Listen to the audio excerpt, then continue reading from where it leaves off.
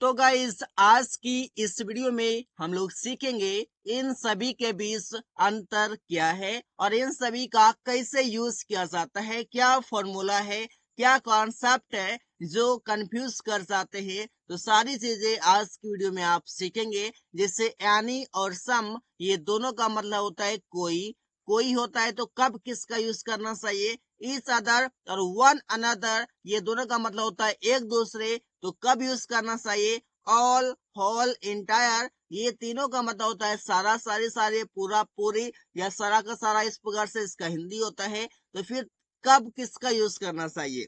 और इस और एवरी, ये दोनों का मतलब होता है हर एक या हर। तो इन दोनों के बीच क्या अंतर है, तो सारी चीजें आप इस वीडियो में समझ पाएंगे। तो चलिए समझते हैं। सबसे पहले होल का यूज।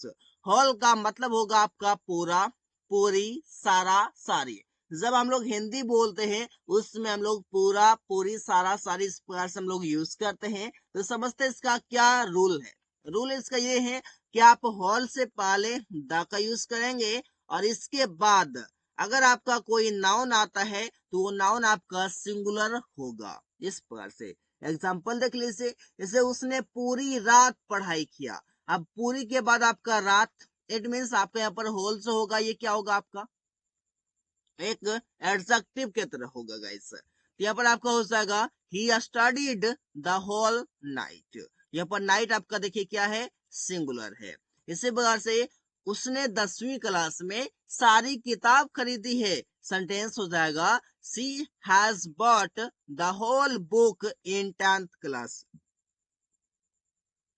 द होल बुक, यहाँ पर बुक देखिए क्या है आपका सिंगुलर है। स्टिल यहाँ पर पूरा, पूरी, सारा, सारी कहा जा रहा है, लेकिन फिर भी बुक को हम बुक्स नहीं कर सकते, बुक ही लिखा जाएगा क्योंकि सिंगुलर आएगा। इसी प्रकार से आप आगे समझते हैं। पूरा परिवार का एक्सीडेंट हो गया। तो सेंटेंस बनाते हैं the whole family got accident.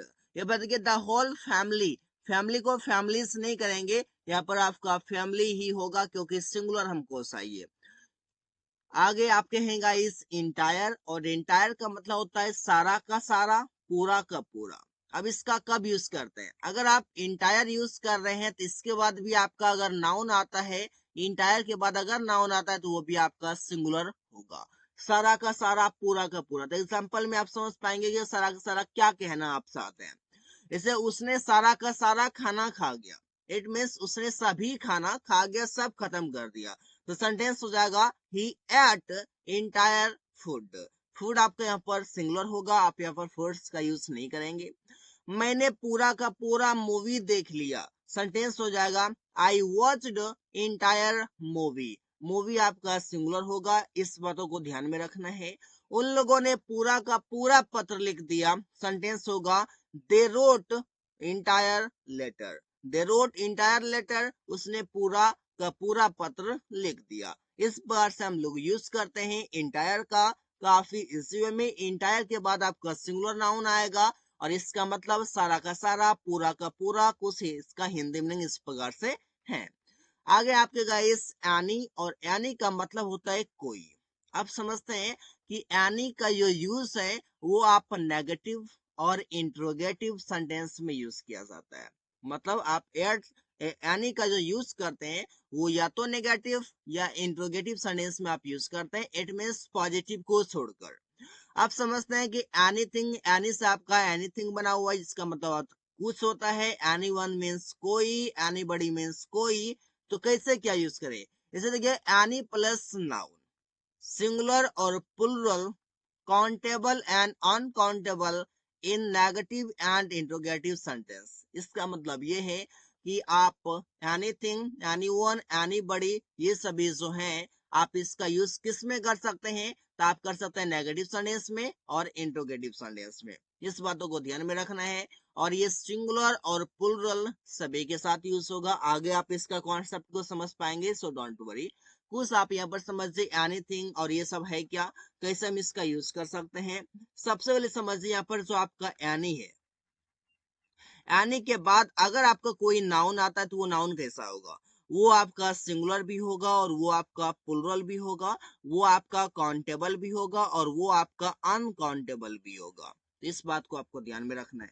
जैसे कि एग्जांपल देखिए, जैसे do you have any mobile, क्या तुम्हारे पास कोई फोन है।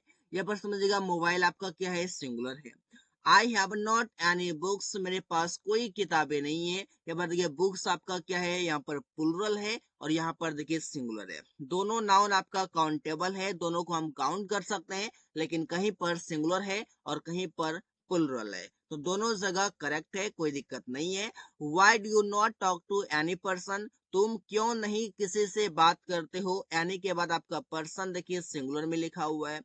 Does he have any cars, क्या उसके पास कोई कार है। ये एनी के बाद आपके यहाँ पर कार लिखा हुआ है, जो कि प्लुरल में लिखा हुआ है, एस लगा हुआ है। तो आप यहाँ पर समझ चुके हैं कि एनी जो हम यूज करते हैं, इसके साथ अगर कोई नाउन आता है तो वो आपका सिंगुलर भी हो सकता है और वो आपका प्लुरल भी हो सकता है। So don't worry, don't be confused, just use the right point. इसी प्रकार से आप आगे समझते हैं। आगे आपके पास है एक सम, और सम का मतलब होता है कुछ। अब इसका कब यूज करते हैं आप, सम देखिए क्या, इसका यूज आप करते हैं प्लुरल नाउन के साथ, और वो आपका काउंटेबल और अनकाउंटेबल दोनों हो सकता है, लेकिन ध्यान रखना है कि वो आपका नाउन जो आएगा सम के बाद वो प्लुरल होना चाहिए। जैसे आप बोलते हैं कि some boys are making a noise in the class, मतलब कि कुछ लड़के क्लास में हल्ला कर रहे हैं, हो हल्ला कर रहे हैं। तो सम के बाद देखिए आपका जो नाउन आया हुआ है वो आपका बॉयज है, और ये बॉयज आपका प्लुरल में लिखा गया है। इसी प्रकार से some girls participated in games, it means कुछ लड़कियों ने गेम में भाग ली। या पर देखिए गर्ल्स आपका क्या है, तो ये भी आपका प्लुरल है। इसी प्रकार से आप समझते हैं आई हैव सम पेन्स, मेरे पास कुछ कलमे हैं। या पर देखिए सम के बाद आपका पेन्स जो है ये भी आपका प्लुरल है। इट मीन्स कहने का मतलब यहाँ पर ये है कि सम के बाद अगर कोई भी नाउन आता है तो वो आपका क्या होगा, प्लुरल होगा, उसमें आपको एस या एस लगाना पड़ेगा। समझ चुके हैं आप। और ये सम आपका क्या है, तो सम आपका एक एडजेक्टिव है, इस बातों को आपको ध्यान में रखना है। आई अर्नड सम मनी, मैंने कुछ पैसे कमाया। या पर देखिए आपका मनी जो है ये आपका प्लुरल नहीं किया जाता है, ये ऑलवेज आपका इसी प्रकार से रहता है, मनी का मनी ही लिखा जाता है, तो आपको समझना है। और अनकाउंटेबल है तो अनकाउंटेबल को हम ऐसे ही इसमें जोड़ते नहीं है।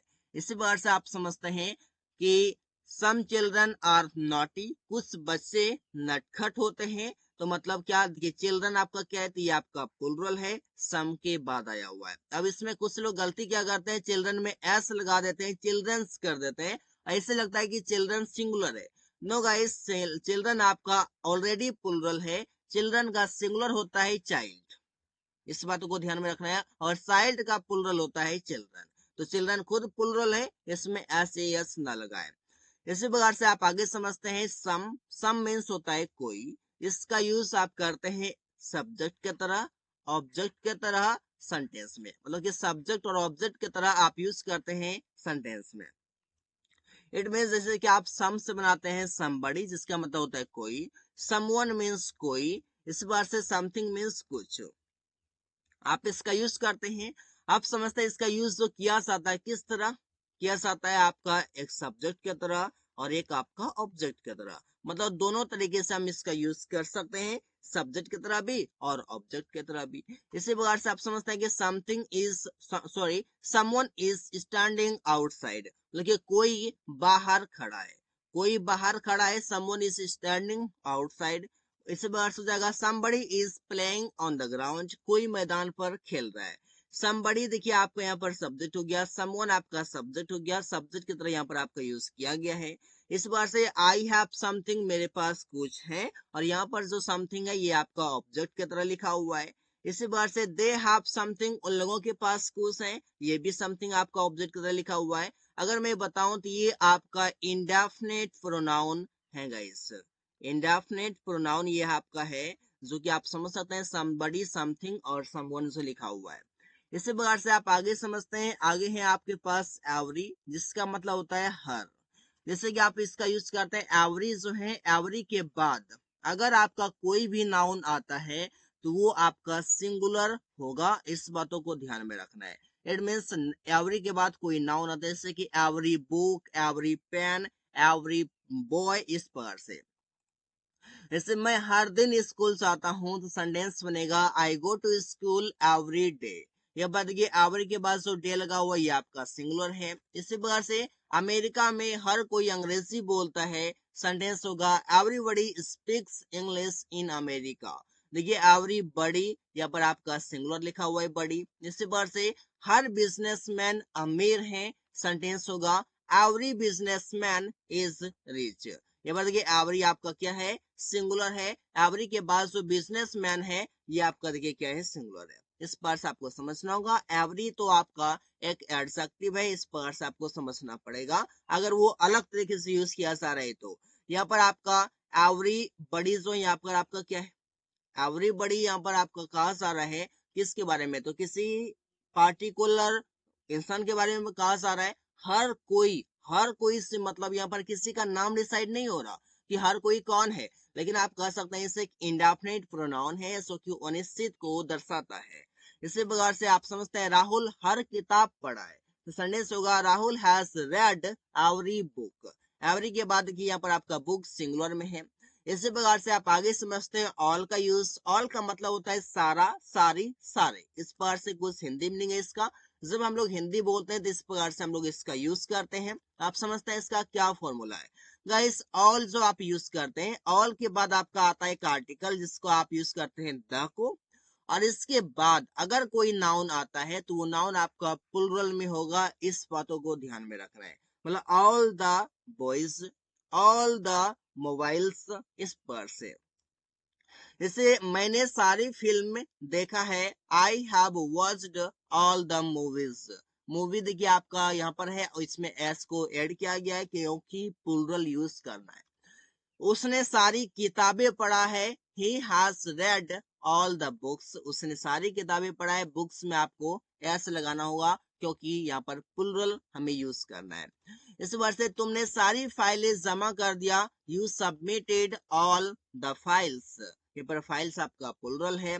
इस बार राहुल ने सारा लेटर लिख दिया, Rahul wrote all the letters. इस पर से आप सेंटेंस का यूज कर सकते हैं काफी इजी वे में गाइस। आगे समझते हैं। आगे है आपके पास वन अनदर, जिसका मतलब होता है एक दूसरे। एक दूसरे कैसे होता है आप एग्जाम्पल से समझ पाएंगे। फिलहाल आप समझिए इसका क्या कॉन्सेप्ट है।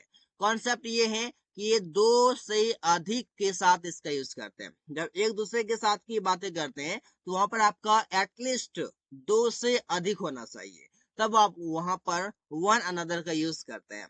जैसे कि आप बोलते हैं हम लोग एक दूसरे से बात कर रहे हैं, सेंटेंस होगा we are talking to one another. देखिए वन अनदर आपका क्या हो गया,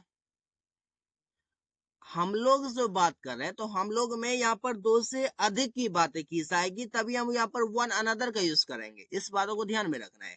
वो एक दूसरे के साथ व्यापार करता है, एक दूसरे के साथ मतलब कि दो से अधिक लोगों के साथ व्यापार करता है, तो सेंटेंस होगा he does a business with one another. इस पर से आएगा तुम एक दूसरे के घर जाते हो, तो सेंटेंस बनेगा you go to one another's house.